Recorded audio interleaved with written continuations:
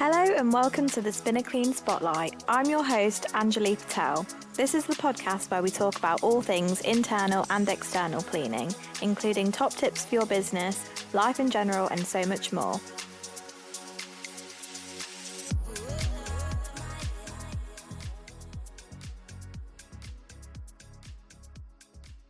Hello and welcome to the first episode of the Spinaclean Spotlight. Today with me, I've got Mark Neese, director at Spinaclean. Mark, say hi. Hi there. So, how are you feeling about being the first guest on the podcast today? A bit nervous. Me too. This is my first episode, but, we're just going to go with it and it'll be fine.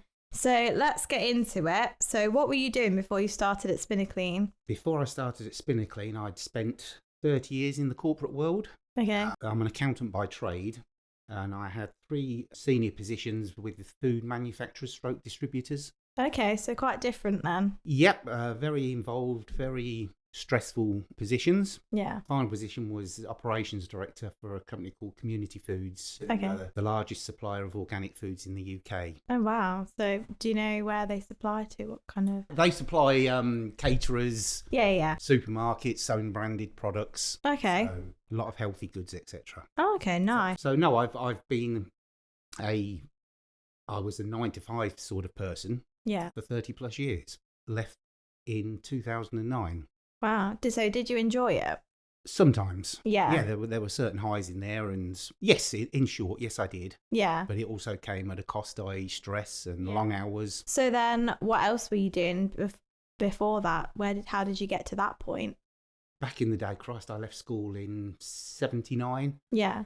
And I can think of 2 people from our school who went to university. Back in those days, it wasn't the done thing as it is now. Yeah. So no, I literally left school, got a job as an accounts assistant. Yeah. Did go to night school to get my accountancy qualifications. Okay. And took it from there. Nice. So I was an accountant, a credit manager stroke accountant for a number of years. I then got the opportunity to head up the implementation of a new computer system whilst I was at Whitworth's. Yeah. That opened my eyes to other facets of the business, Yeah. logistics, production, purchasing, Yeah. that I very much got interested in, and hence then I moved into a more of an operational role. That sounds exciting. That's how my career developed. Nice. So then how did you end up here at Spinaclean? If I take you back, so I left the real world, as I call it, in 2009. Yeah. My children were growing up. Sorry, my younger 2 children were growing up very quickly. I was leaving at sort of 5 in the morning, getting home at 8 in the evening. Yeah. Wiped out at weekends. So I took a gamble. I started a lawn care business at weekends Okay. about 6 months before leaving the real world, that had gone fantastically well. Yeah. So I had encouragement that I could make it work full time. So I left the corporate world and started lawn care work, grass cutting contracts. Yeah. I then employed someone in my first year to help me with that work. Yeah. Then decided that I wanted something else to bolt onto my business.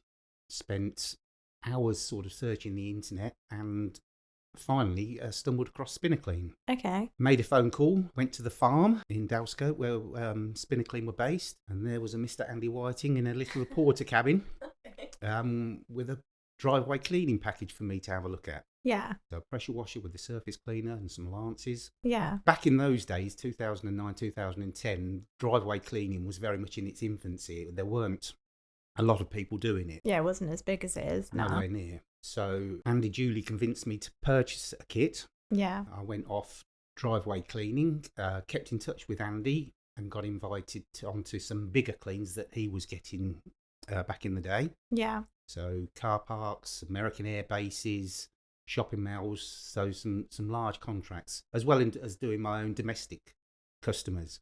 So that was my first introduction to Spinaclean. As I mentioned earlier, I'm an accountant by trade, and Andy had hooked a big fish in the early days. He got a contract with the Dobbies Garden Centres. Oh, yeah. He was selling them the surface cleaners, but he was hiring the pressure washers for them via HSS. So great little business plan, worked really well, but Andy needed someone on the admin side, the accounting side, to dot the I's and cross the T's, make sure people get invoiced for the right periods of time, etc. So that was my first role, for want of another word, within Spinaclean. Oh, okay. And back in those days, Spinaclean was 80% cleaning. Yeah. Literally, we were out on the tools, 4 out of 5 days a week. And the selling side of it was very much in its infancy. Okay. And again, back at the start, Skyvac wasn't around back in 2009. All right, so it was just Spinaclean and then, Spinaclean as in, i.e. spin and clean. That was Andy's perception of it. Okay. And the Skyvac was to come a couple of years down the line. So then how did you work your way up to where you are now? Andy and I got on very well. There was another chap also called Paul Crosby, who was Jetstream Drive Clean. Yeah. And Andy and Paul had been working together. And so I joined them again. It was very much in a capacity of cleaning. Yeah. And I clearly remember one day in 2011, Andy turning around to us and saying, we're going to have to stop this cleaning lark soon because sales were starting to move on. We were doing well. And big swallow because the cleaning side of it was generating good money for us. Yeah. But Andy had a vision that would take this business to another place. Did you get scared by that or were you kind of more excited? Apprehensive. Yeah. I wouldn't say scared, no, because, the scary bit to me was coming out of the real world and then starting a business on my own. So you'd already done that. That I wasn't fazed by that, My get out of jail card, for want of another word, would have been going back to the real world. Yeah. But once you've got a taste for doing something on your own, it's very nice. Yeah. Sense of achievement, etc. So Skyvac came along in 2011. Okay. As a startup, so to speak, or version 1. Yeah. And we were selling a couple a week, and it was going well. Yeah. But it was very much convincing people that this was the way to do it from ground level, because people had this is a bit gimmicky to start with, which obviously it wasn't. Yeah. And as time went on, then the cleaning did slow down, and we did have to spend. The phone started ringing, orders started coming in, and it's evolved and evolved and evolved from there. Wow, yeah. That sounds exciting then to have been there kind of from the start and then you're still here. Very much so, yes. Yeah. Yeah. Let's go back to how you said you started your own business before you started at Spinaclean. Yeah. How did you find that?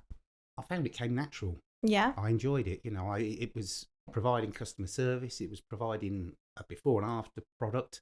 So your grass was weedy and it was turned green, very basic, but it worked. I enjoyed the interface with the public. Yeah. There was a lot of hard graft involved, in terms of advertising it, leaflet drops. Yeah. But word of mouth and doing a good job and turning up when you say you're going to turn up, etc. Yeah. Then, it worked very well. And likewise, when I started my driveway cleaning business, yeah. Again, customer service, advertising it well. So you like working with customers then as well? I didn't think I did or would, but yes. Okay. That's nice that you learnt that about yourself as well, I guess. Yes, yeah. So what would you say has been the highlight of your career so far? Or maybe you've got a few highlights. I mentioned briefly the computer system at Whitworth. That was in the mid-90s. Christ, no. You lot weren't even born, I'm guessing. No, I wasn't. So that was the eye-opener to me that, there was more to life than just numbers. Yeah.